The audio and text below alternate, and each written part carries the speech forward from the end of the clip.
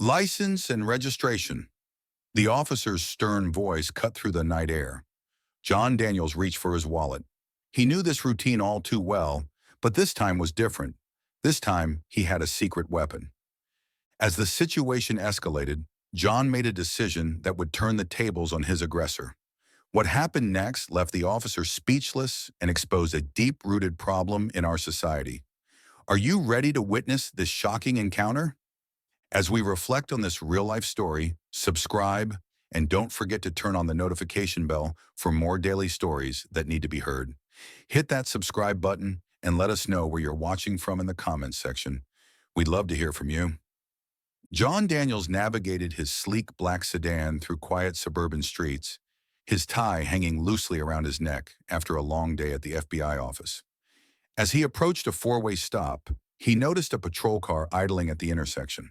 John came to a complete stop, signaled, and proceeded through, his movements deliberate and precise.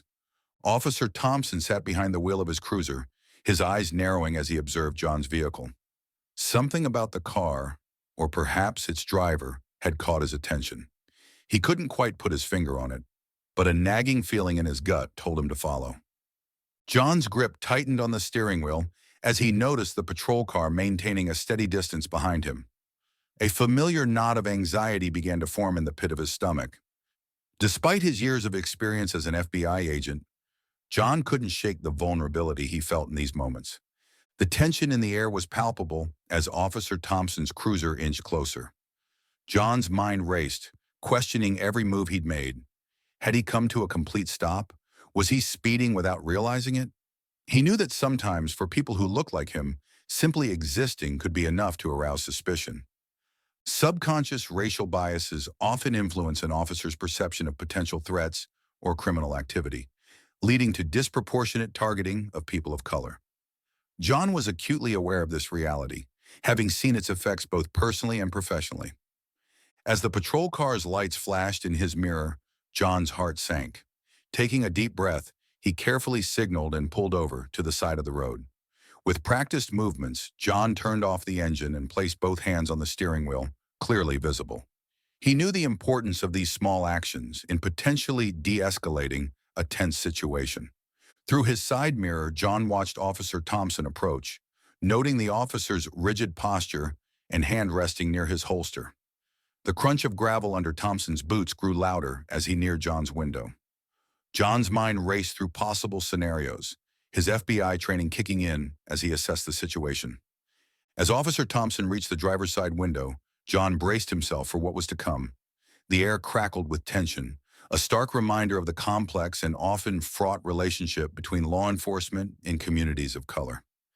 With his heart pounding in his chest, John waited for Officer Thompson to speak, knowing that his response could mean the difference between a peaceful resolution and a potentially dangerous escalation. The tension in the air was palpable as John waited for Officer Thompson to speak.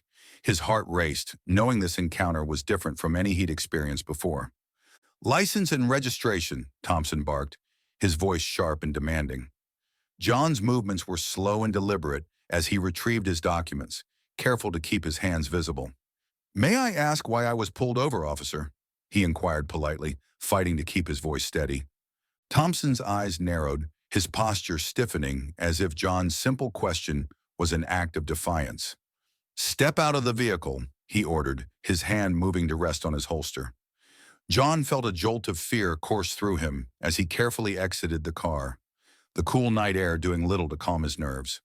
As he stood face to face with Officer Thompson, John's FBI training kicked in, reminding him to stay composed even as his instincts screamed at him to defend himself. Thompson's suspicions seemed to grow with each passing moment, his eyes darting around searchingly.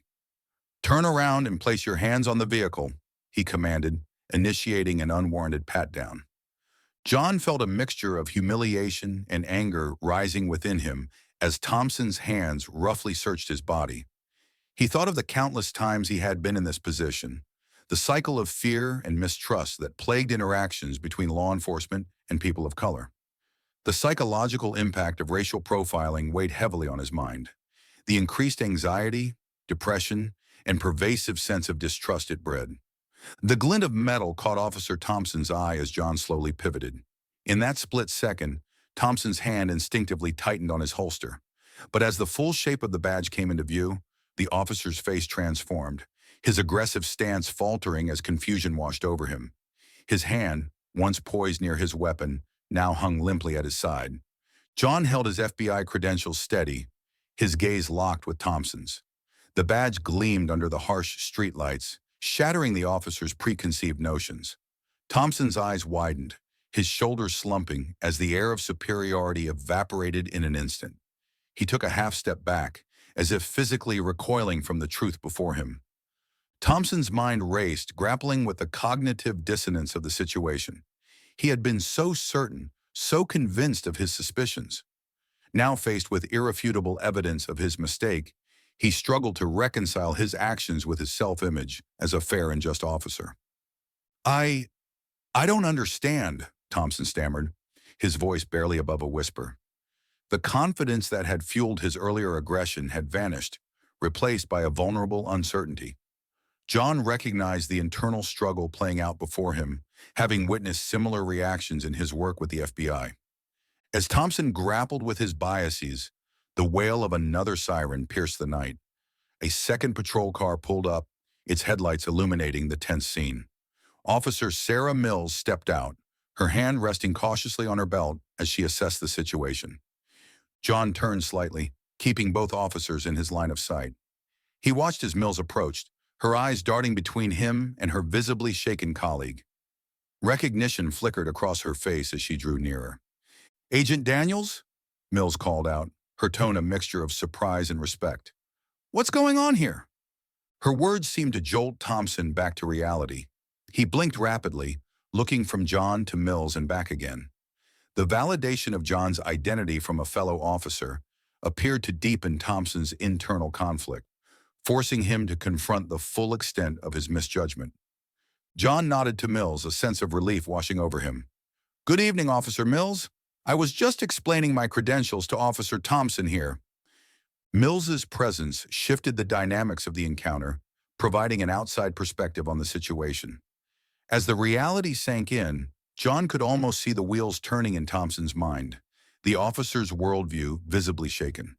This moment of revelation had the potential to be a powerful catalyst for change, challenging Thompson's preconceptions and forcing him to confront his own biases. The encounter had shifted from a routine traffic stop to a profound moment of reckoning. As John stood there, FBI badge in hand, he knew that the repercussions of this night would extend far beyond this stretch of road. Thompson's search grew more aggressive, his frustration evident as he failed to find any justification for his suspicions. John closed his eyes, taking deep breaths to center himself. He thought of other victims of racial profiling, those who didn't have the protection of a badge or the knowledge to navigate these dangerous waters. At that moment, standing with his hands pressed against the cold metal of his car, John made a decision. The injustice of the situation, the blatant disregard for proper police procedures, and the emotional toll of yet another unwarranted stop crystallized his resolve. It was time to reveal his true identity. "Officer," John said, his voice calm but firm, "I think there's something you should know." He slowly reached for his wallet, feeling Thompson tense behind him. The air thickened with anticipation as John's fingers closed around his FBI badge. As he prepared to turn and face Officer Thompson, John knew that this revelation would change the course of the night, hopefully serving as a wake-up call for an officer who had let his biases cloud his judgment. Officer Thompson stood at a crossroads, his world upended in a matter of minutes. The harsh truth of the encounter with John Daniels weighed heavily on him, leaving him to grapple with the possibility that his actions had been driven by unconscious bias. As John's taillights faded into the distance, Thompson turned to face Officer Mills. "I was just doing my job," he muttered, his voice barely above a whisper. Mills remained silent, her expression a mixture of disappointment and understanding. She knew the challenges of split-second decisions, but also recognized the gravity of Thompson's misstep. Back at the station, Thompson sat at his desk, staring blankly at the incident report. His fingers hovered over the keyboard, struggling to find words that could justify his actions, without admitting to the bias that had clouded his judgment. The weight of his choices pressed down on him, his heart racing as he contemplated the potential consequences. As we reflect on this story, remember that behind every headline, there's a person with a story to tell. If you're as moved as we are by these powerful real-life moments, subscribe, and don't forget to turn on the notification bell for more daily stories that need to be heard. Your support helps us shine a light on voices that deserve attention. Hit that subscribe button. John's formal complaint landed on the police chief's desk, thrusting the incident into the spotlight. For Thompson, the personal and professional ramifications loomed large. He faced the possibility of suspension, mandatory retraining, or worse. The security of his career, built over years of service, now teetered on the edge of a precipice. As the investigation into Thompson's conduct began, a sobering reality came to light. Studies showed that only about 10% of complaints against police officers for racial profiling led to disciplinary action, highlighting the systemic challenges in addressing misconduct within law enforcement agencies. News of the incident spread like wildfire, igniting conversations throughout the community. Local activists seized upon the story, using it as a rallying cry for police reform.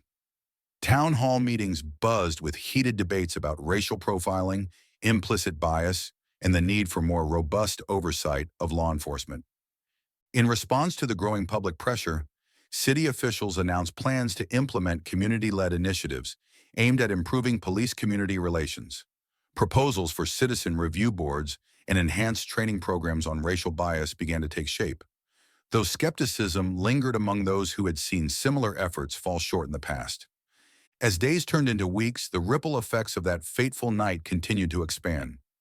John's courage in coming forward had opened a door, inviting others to share their experiences and demand action.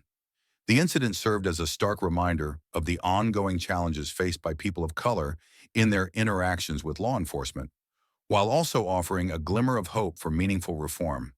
The stage was set for a long overdue reckoning within the police department and the community at large. As the story of John Daniels and Officer Thompson faded from the headlines, the work of addressing deep-rooted biases and rebuilding trust was just beginning.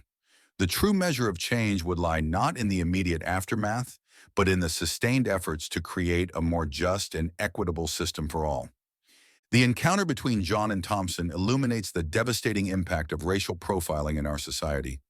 Their story serves as a poignant reminder of the urgent need for change within law enforcement and our communities at large. As viewers, we're challenged to confront our own biases and take meaningful action. Supporting police reform initiatives and engaging in difficult conversations about race are crucial steps towards creating a more just world. Each of us has the power to make a difference, no matter how small it may seem. Civil rights activist Al Sharpton's words resonate deeply. We must hold law enforcement accountable for their actions and ensure that justice is served for all, regardless of race. This powerful statement encapsulates the core of our collective responsibility. It's a call to action, urging us to stand up against injustice wherever we encounter it. The path forward requires courage, empathy, and perseverance. By working together to bridge divides and challenge systemic biases, we can build a society where stories like John and Thompson's become relics of the past. Let this narrative inspire us to be the change we wish to see, knowing that true progress begins with each individual's commitment to justice and equality. Join our community of people who believe in justice, empathy, and powerful storytelling. By subscribing, you're not just watching, you're part of a movement that values real stories and change. Add us to your daily routine and make every story count. Subscribe and join us each day for stories that make an impact.